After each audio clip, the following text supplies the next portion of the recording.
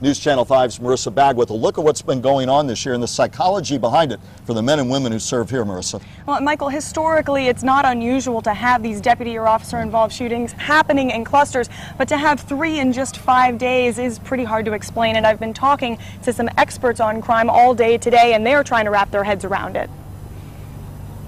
A rash of fatal deputy-involved shootings has the Palm Beach County Sheriff once again defending his team. Here we are again.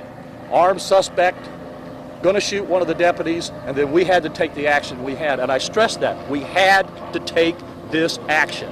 This is the 4th time in 3 weeks Sheriff Bradshaw says his deputies have had to use deadly force. The first was May 16th, when Deputy Michael Custer shot and killed Seth Adams outside his family business in Loxahatchee Groves. 5 days ago, deputies shot suspected carjacker Michael Wallach when he allegedly shot at police while trying to flee.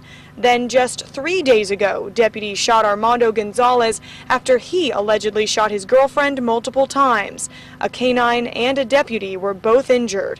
Criminology expert and former officer George Kirkham weighs in. From what I know of these shootings, I wouldn't ascribe to any kind of pattern. It's just a statistical fluke where we've just had them pow, 4 of them just really fast.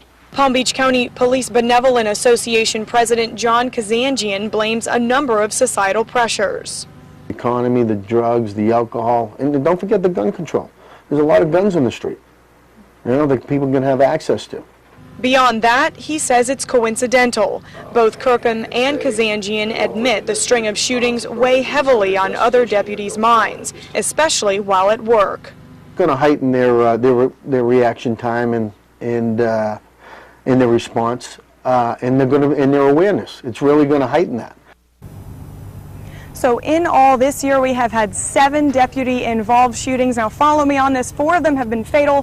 1 of them, the suspect, remains in the hospital. The other 2, we're still learning the circumstances around that, but we do know, Michael, that deputies did discharge their weapons in 2 other instances, and we haven't covered those specifically, but we're finding out exactly what happened in those instances. And of course, all of these, Marissa, end with normal, standard procedure investigative reviews that these people go through after the shooting, and we have a lot of that going on right now. That's correct, Michael. Actually, right now, we do know there are 9 or 10 deputies that remain on paid administrative leave at this time. And what we understand, Deputy Michael Custer, who was involved in the Seth Adams shooting, has been brought back to work. He is no longer on paid administrative leave, but he is only doing administrative duties here at the Sheriff's Office. News Channel 5's Marissa Bagg, thank you very much for the perspective, Marissa.